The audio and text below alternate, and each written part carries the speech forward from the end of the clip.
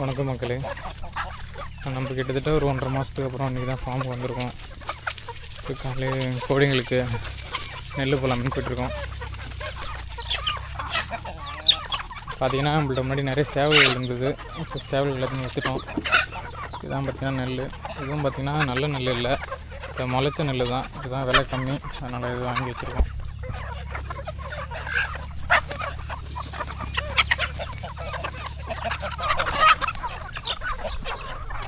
ஏன்டா நெல் கால் நேரத்துலேயே போடுறோன்னு பார்த்தீங்கன்னா, நம்மள்ட்ட இப்போதைக்கு நிறைய பொட்டை கோழிகள் இருக்குது.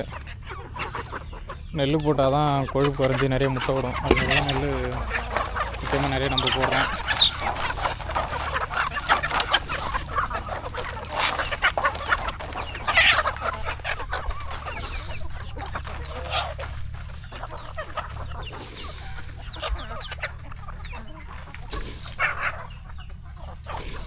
பெரும்பாலும் இந்த தீவன கோழிகள் பொறுப்பு நல்லா பிரித்து போடுங்க, ஒரே இடமா போடாதீங்க.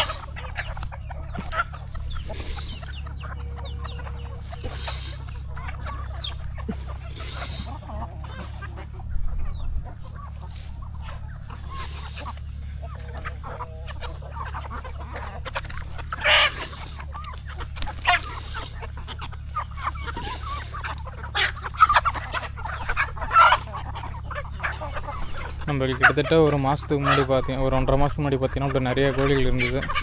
இப்போதைக்கு பார்த்தீங்கன்னா நம்மள்ட்ட மொத்தம் இருக்கிறதே இவ்வளோ தான். இந்த வீடியோவில் நீங்கள் பார்க்குறது தான் ஒரு 50லேருந்து 60 இந்தக்குள்ளே தான் இருக்கும் இப்போதைக்கு. மொத்தமாக நம்ம சேவல் போட்டு எல்லாத்தையும் எண்ணி பார்த்தோன்னா, அப்புறம் இதெல்லாம் பார்த்திங்கன்னா இந்த ஒரு மாதம் கொஞ்சம், அப்புறம் அந்த ஒரு 25 நாள் 30 நாள் கொஞ்சம், ஒரு சேர்த்து ஒரு 60 அந்த மாதிரி தான் இருக்குது. பெரும்பாலும் இருந்த முக்கால்வாசி சேவல்கள் எல்லாத்தையுமே கொடுத்துட்டோம். பெரிய சேவல்னு பார்த்தீங்கன்னா 2 சேவல் தான் வச்சுருக்கோம். ஒரு இடைவெட்டு சேவலும் ஒரு பெருவிட சேவல் 2 சேவல் தான் வச்சுருக்கோம். அப்புறம் மற்றபடி பார்த்திங்கன்னா இந்த நம்ம பெருவிலையும் கலந்து அந்த இடைவெட்டு சேவல்லாம் கொஞ்சம் இருக்குது. ஆனால் நம்மள்ட்ட இப்போ இருக்கிற பொட்டைக்கு பார்த்திங்கன்னா அந்த சேவல் பத்தாது தான். பட் இருந்தாலும் இது மழைக்காலமாக இருக்கனால வெளியிலேருந்து சேவல் கொண்டுட்டு கொஞ்சம் யோசிச்சுட்டு எடுத்துகிட்டு வரல, இருக்கிறதே வச்சு எப்படி மேனேஜ் பண்ணிகிட்ருக்கோம். இது பார்த்திங்கன்னா இடைவெட்டு சேவல் தான். இது இடைன்னு பார்த்திங்கன்னா இப்போ 2 கிலோ இருக்கும். 6 மாதம் ஆனது, இன்னும் கூவில். மேபி இன்னொரு 10 நாள் 20 நாள் இதுக்குள்ளே கூவிடும்.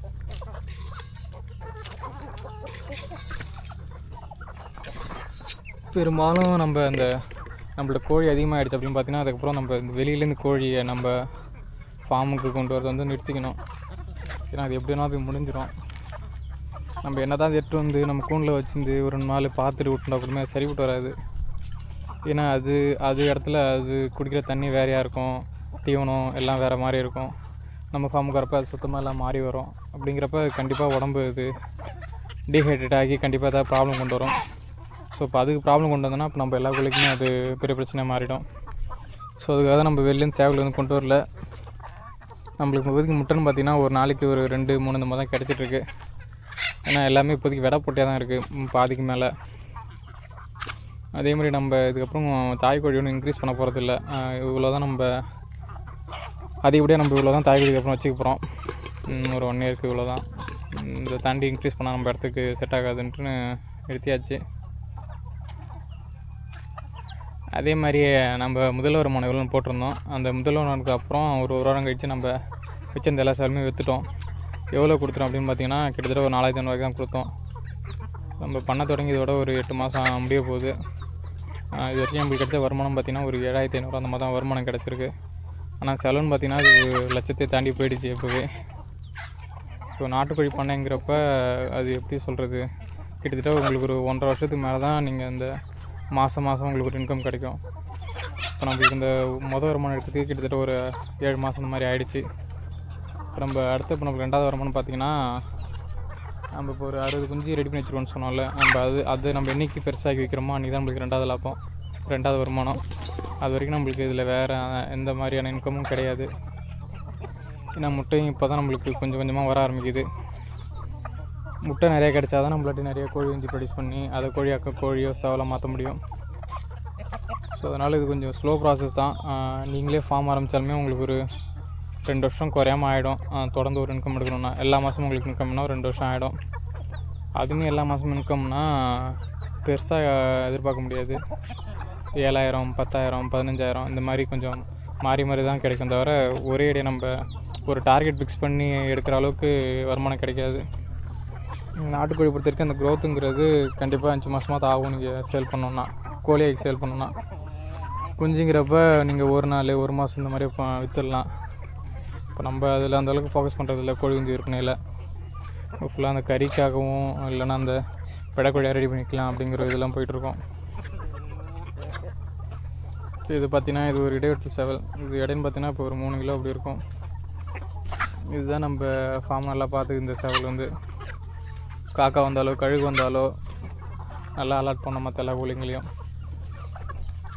நீங்களும் உங்கள் ஃபார்மில் இது மாதிரி ஒரு நல்ல சேவலை வாங்கி வச்சுக்கோங்க. ஒரு நல்ல சேவல் இருந்தால் தான் அது இனப்பெருக்கத்துக்கும் சரி இல்லை மற்ற இந்த கோழி குஞ்சு காப்பாற்றுறதுக்கும் சரி நல்லாயிருக்கும். இது வயசுன்னு பார்த்திங்கன்னா கிட்டத்தட்ட இது 4 வருஷத்துக்கு மேலே இருக்கும். நீங்கள் கால் முள்ள பார்த்தாலே தெரியும். இது ஒன்றும் இப்படி இன்னொரு பெருவோட சேவல் ஒன்று இருக்குது. இது மட்டும் தான் 2 பெரிய சேவல். இதுவும் வந்து ஒரு இடைவெட்டல் சேவல். இது இடையும் பார்த்திங்கன்னா 2 கிலோ இருக்கும். இப்போ பார்த்தாலே நல்ல ஒரு தோரணையாக இருக்கும் இடைவெட்டல் சேவல் எல்லாமே.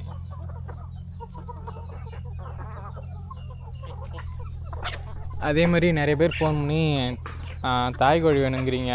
தாய் கோழியே கிலோ 400 ரூபாய்க்கும் கேட்குறீங்க எல்லாருமே. சிறுவடையெல்லாம் பார்த்தீங்கன்னா நீங்கள் முட்டோர ஸ்டேஜில் தான் அந்த 1 கிலோக்கிட்டே வரும். நீங்கள் அதை 1 கிலோ 400 கேட்டால் அதை எப்படி தர முடியும்? நீங்கள் என்டன் இல்லாமல் நீங்கள் யார்கிட்ட கேட்டாலுமே யாரும் தரமாட்டாங்க. பெரும்பாலும் 400 ரூபாய்க்கு யாருமே பொட்டை கோழியை பொறுத்த வரைக்கும் தரமாட்டாங்க.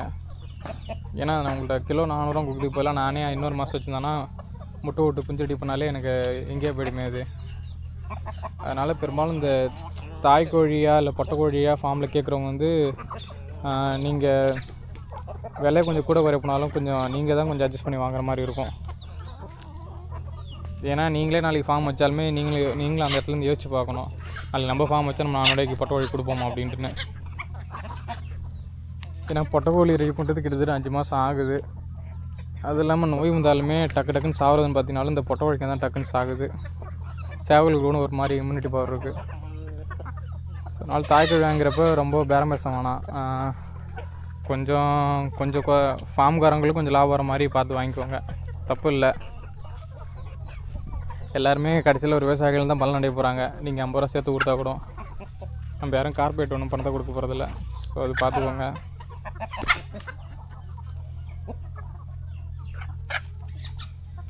அதே மாதிரி அந்த கோழி வளர்க்குறவங்க ஆடு வளர்க்குறவங்கலாம் பெரும்பாலும் ஒரு விஷயம் பண்ண மறந்துடுறாங்க. என்னென்னு பார்த்தீங்கன்னா இந்த குடல் புழு நிற்கும்.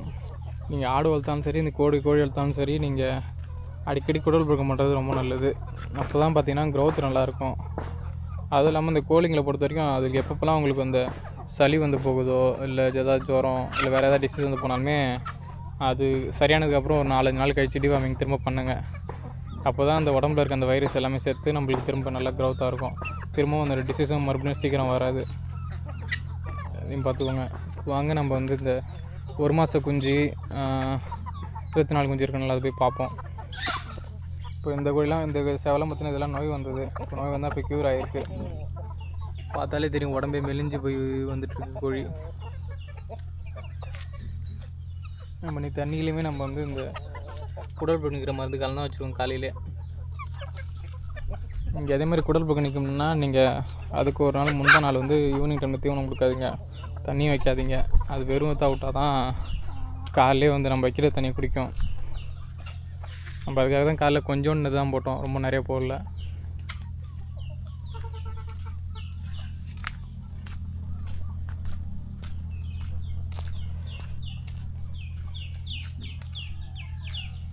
இதுதான் நம்மளுடைய புது ஷெட்டு.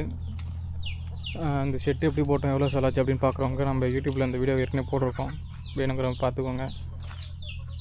டோரும் இப்போ தான் ரீசெண்டாக போட்டோம் புதுசாக. அதே மாதிரி இந்த புதுசாக ஃபார்ம் வைக்கிறவங்கிறவங்க இடம் உங்களுக்கு வெட்டையாக இருக்குது அப்படின்னு பார்த்தீங்கன்னா நீங்கள் இந்த செடி வாங்கி வச்சுக்கலாம். இது பேர் வந்து சீனி பழக்கன்னு சொல்லுவாங்க, அப்புறம் சக்கரை பழக்கன்னு இந்த மாதிரி சொல்லுவாங்க. இது விலைன்னு பார்த்தீங்கன்னா சின்ன கல்லாம் 25 ரூபா தான் இருக்கும். இது வாங்கிச்சுன்னா உங்களுக்கு நல்ல ஒரு க்ரோத் இருக்கும். நான் அதை வச்சே பார்த்தீங்கன்னா உங்களுக்கு 1 மாதம் தான் ஆகுது. க்ரோத்தும் பார்த்தீங்கன்னா அதுக்குள்ளே இந்த அளவுக்கு நல்லா வளர்ந்துருச்சு. இப்போ இங்கே தான் நம்ம இந்த 1 மாத கோழிங்கெல்லாம் விட்டு வச்சுருக்கோம்.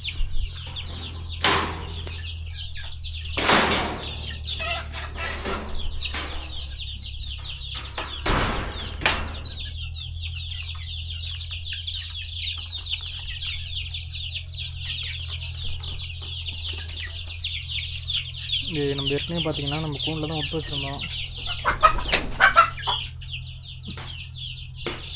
கூண்டில் விட்டு வச்சுருந்தா என்ன ஆகுதுன்னு பார்த்திங்கன்னா குளிர் தாங்க மாட்டேங்குது இந்த நாளுக்கு. அதனால தான் இப்போ நம்ம இது கோழி கொட்டாய்க்குள்ள விட்டு வச்சுருக்கோம். பெரும்பாலும் இந்த கோழி வச்சுருக்கிறது நம்ம கொஞ்சம் அடைச்சி வைக்கணும், உள்ளே குளிர் எதுவும் வராத அளவுக்கு. இப்போதைக்கு அந்தளவுக்கு இன்னும் மற்ற ரூம்லாம் ரெடி பண்ணல. அதுக்காக தான் நம்ம இதில் விட்டு வச்சுருக்கோம். கொஞ்சம் நாள் அட்ஜஸ்ட் பண்ணி பார்த்துப்போம் அப்படின்ட்டுன்னு.